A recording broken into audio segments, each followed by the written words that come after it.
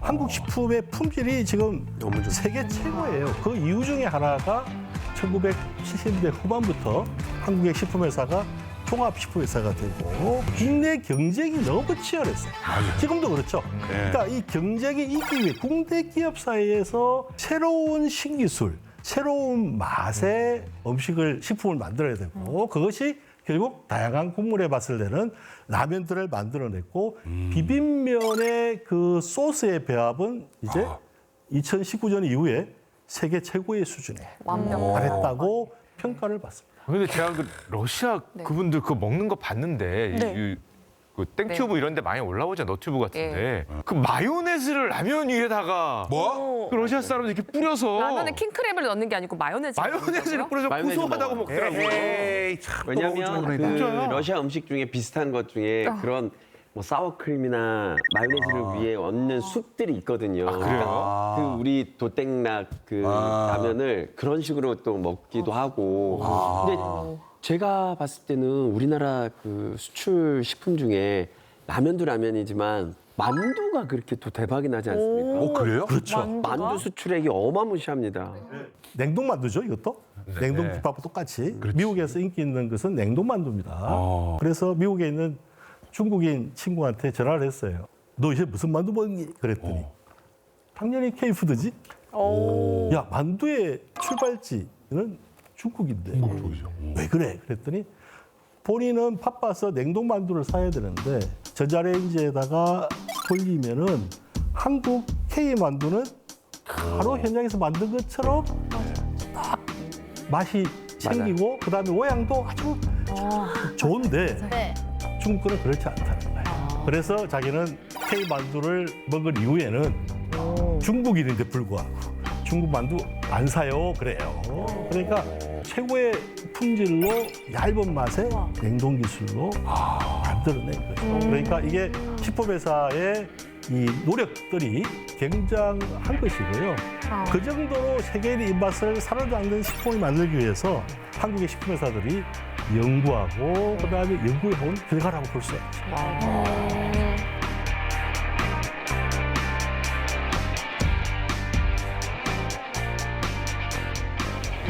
In fact, if you're looking for a tasty and balanced meal in a convenient bite-sized form, then check out the BBGO Mangoop. 이게 보면 식품 회사들이 지금 이렇게 잘 나가고 있는 게 가만히 돌이켜 보면 이제 저와 같은 사람들이 이제 그 물심양면으로 이렇게 일하고 있기 때문이 아닌가라는 생각이 드는 게 우리나라 사람들처럼 먹는 거에 진심인 사람들이 없는 게 바로 아까 전에도 자꾸 얘기하는데 중간에 뭐 마요네즈 짜고 그러는데 에헤이 굉장히 감정이입이 되더라고요. 그거 먹을 줄 모르네 이런 생각 들고 또 중간중간 안 가면 그거 잘하는 집을 안 가봐서 그래 뭐 이런 게 바로바로 떠오르니까 우리나라 사람들 그만큼 진심이거든요. 저도 이제 좀 쉬는 날이 있으면 맛집 투어라고 해가지고 뭐 저는 서울에 살고 있으니까 서울에 있는 뭐 맛집을 뭐 아침, 점심, 저녁 이렇게 나눠서 투어하는 것도 되게 좋아하고 SNS 같은 거 보면은 제일 많이 뜨는 카테고리가 뭐 K푸드, K디저트 막 이런 게 되게 많이 뜨더라고요. 그러니까 바로 여러분 같은 소비자들 덕분에 K푸드가 탄생할 수 있었던 거죠. 그죠? 우리 역사 이래 지금처럼 최고의 식생활을 영위하는 때는 없었어요. 아마 유미상 씨가 세종대왕보다 잘 먹. 100배를 잘 먹고 세종대왕님께서도 140kg 안 나가실 테니까. 네. 이게 바로 제가 설명하려고 하는 소비자의 힘입니다. 여기는 아무도 살아본 적이 없다고 하는 1960년대, 70년대 이전만 해도 한국인에게 식사란 끼니 해결이었어요. 그러니까 인사도 식사하셨어요. 네, 그런 조선 후기에도 그랬어요.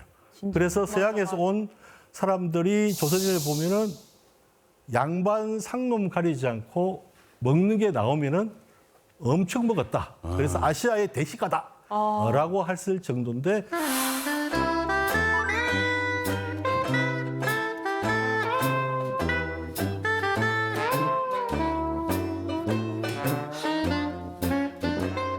식민지 착취, 그다음에 전쟁, 뭐 그죠? 그런 폐허에서 나라를 살려내는 그 과정에서 국내 소비자들은 실제로 맛이 없는데도 배를 조금 불려서 무조건 먹었던 거죠. 밥만 이만큼씩 먹고. 반반 이만큼 먹기도 하고 2000년대 이후에 새로운 맛을 쫓아다니는 음식에 진짜 진심인 국내 소비자들 그리고 음식 프로그램 먹방이라고 하는 것도 한국만큼 이렇게 완전히 방송계를 장악하고 있는 것처럼 먹방이 이런 나라가 드물잖아요. 그리고 이제 원래는 결합할 수 없는 음식인데 나는 짜장면도 먹고 싶고 짬뽕도 먹고 싶고 짬뽕. 그러면 칸을 두고 두 개를 배달하고 두 개를 제공했잖아요. 이런 나라는 세계 화교의 음식의 역사에서 없어요. 그리고 이제 영화 기생충에서 인기 있어서 뉴요크들이 직접 해먹어본 거기는 아주 고급스러운 짜파구리에 파와 구리.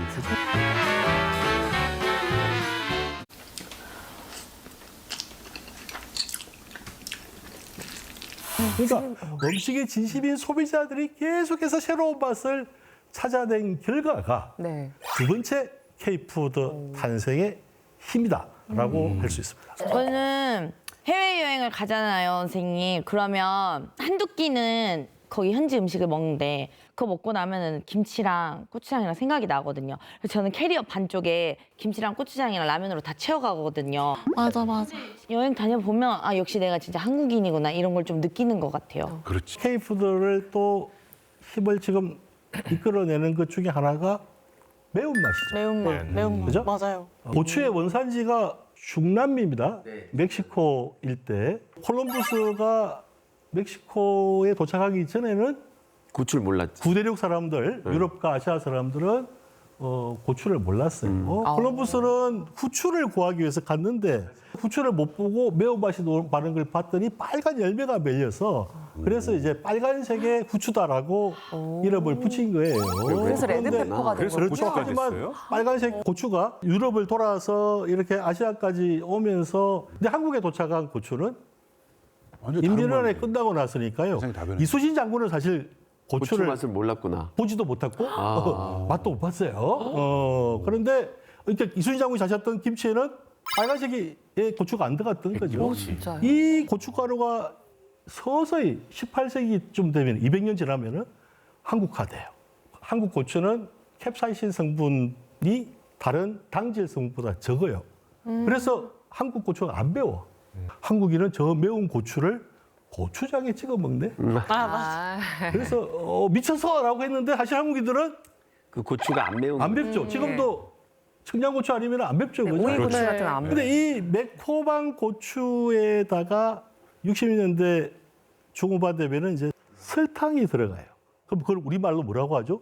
매콤달콤. 매콤달콤이라고 하잖아요. 캡사이신이 주된 매운맛은 먹고 나면 자극을 주고 그다음에 쉽게 잊혀져요. 그런데 달콤 매콤한 맛은 들어가서 싹 스며들어요.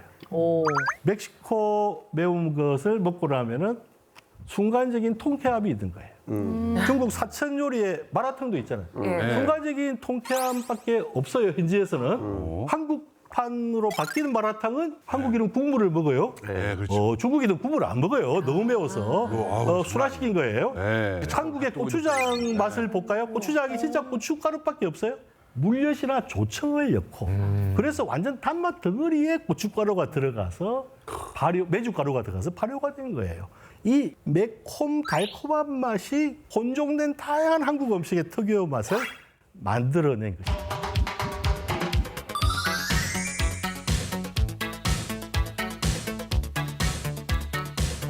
와우, 춤추람 닭갈비. 이 사진은 전부 다 제가 현장에서 진짜요?